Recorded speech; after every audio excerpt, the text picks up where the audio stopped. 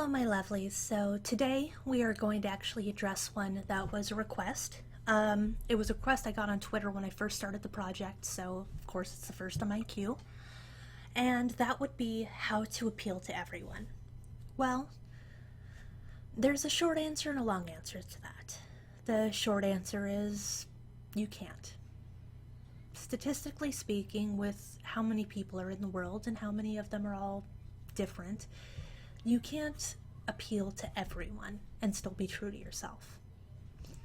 The long answer would be you can't, but using certain methods and certain techniques, you can appeal to a lot of people. First off, my biggest pointer, courtesy. I don't know if any of you noticed, but courtesy doesn't really exist in our world anymore. At least, it's not common. You'd be surprised how many times people don't say, "Excuse me," "Sorry," "Thank you." Even holding the door open for someone can significantly change their day. And I guess the best way I could express this would be through a story. I seem to have a lot of those. So, I'm not a very social person. I am, however, polite and courteous. If someone holds the door open for me, I'll say thank you. If I have to move around someone, I'll say excuse me, things like that. Well, when I go grocery shopping, I'm not exactly the most talkative person, but I do like to make small talk with the cashiers. At least polite talk. I mean, they aren't a machine. And some of them probably aren't having the best day. I know because I've had friends who worked as cashiers and they were miserable. So, I was grabbing a couple things and I ended up going to the cashier after waiting in line for a while, and she was ringing me up and I was like, "So how's your day going?" And she didn't even look up. She just said, "You don't want to know." Well, I understand that asking "how are you doing" is more a greeting than it is a legitimate question these days. But I wouldn't ask that if I didn't want to know. So I just took a moment and I was like, "Well, try me." And the expression she gave me was one of complete confusion. It was as if she couldn't tell if I was trolling her or not. And after staring at each other for a couple seconds, she started spilling everything. Now, granted, she was still ringing me up while all this was going on, but for the most part, apparently she hadn't been having a very good week. And between stress, family troubles, things like that, it sounded like she really just was at the end of her rope. And although I couldn't exactly give her any advice since I don't know her, but I basically had listened to her and I said, "Well, I'm terribly sorry to hear that, and I really hope that your week gets better." And again, she gave me a very strange look and she said thank you, and I took my items and left. But I could tell by looking at her face that even though I didn't give her any helpful advice, and even though I didn't fix anything, just knowing that someone that you don't know legitimately has some care about how you're doing can completely change your outlook. Contrary-wise, I can honestly say that the opposite could be said. Being rude is a great way to completely screw yourself over. And I guess this is a perfect opportunity for a different story. So, as I had mentioned in my Five Nights at Freddy's gameplays, I used to be a security guard. And I would patrol in the parking lots for a while. Well, every so often someone's car battery would go dead because they left their lights on. Well, for liability reasons, our company doesn't allow us to do jump starts. So I was going to swing around because usually we will give out like phone numbers for towing companies or anything like that that can do jump starts. So I managed to find her in the parking lot, and she basically is like, okay, pull around here and we'll jumpstart it. And I'm like, well, I apologize, ma'am, but my company doesn't allow me to do jump starts with the vehicle for liability reasons.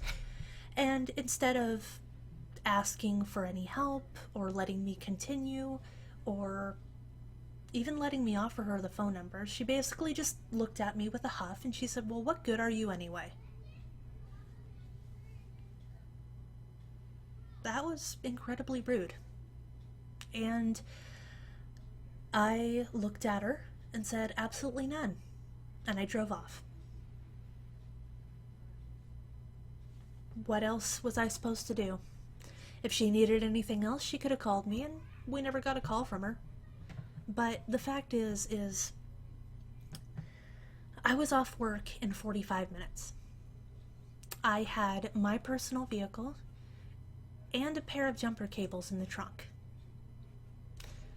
On rare occasions, when we have someone who really legitimately is up a creek or is very nice but just down on their luck or can't afford it, or, basically at our own discretion, some of us will give jump starts from our own personal vehicle after we're off work.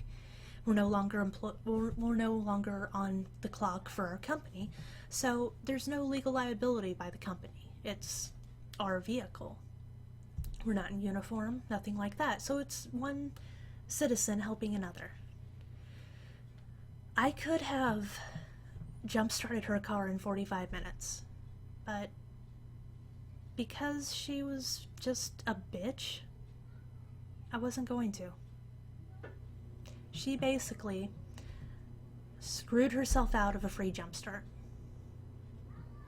And that's why you don't be rude to people.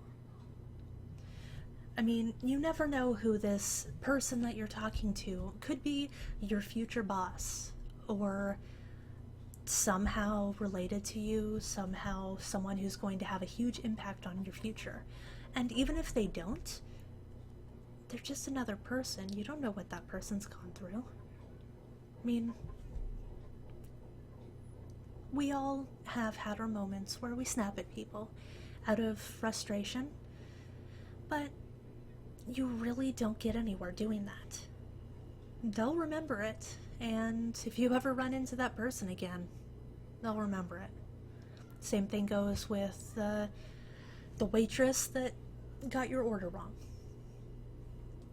If you chew her out, you're probably going to get spit in your food. And yes, that does happen. Another good thing, or example I could give you. So, I was at a Starbucks once with one of my friends. I might have already said this before, but I can't remember. So, she's a great friend, but she has a tendency to be rude sometimes. But that's just her personality. Well, we both ordered one after the other, and she got her drink, and I'm still waiting. And it's been about 5 minutes, and she looks at me and she said, haven't you gotten your drink yet? And I'm like, no, I'll get it in a minute.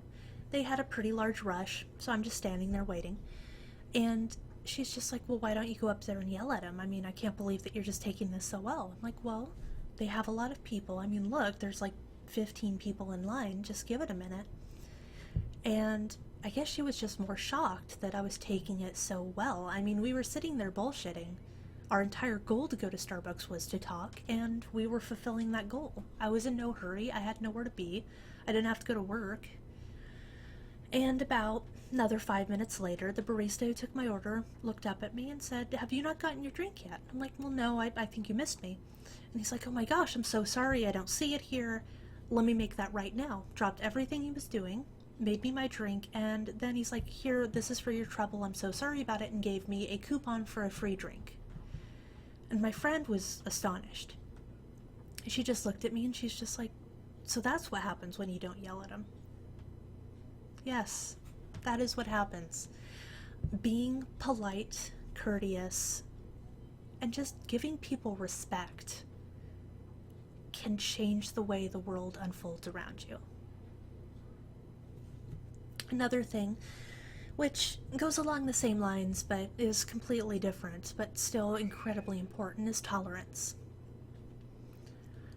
Yes, people are different than you. There's plenty of people outside of the world that have different opinions, different ways of thinking.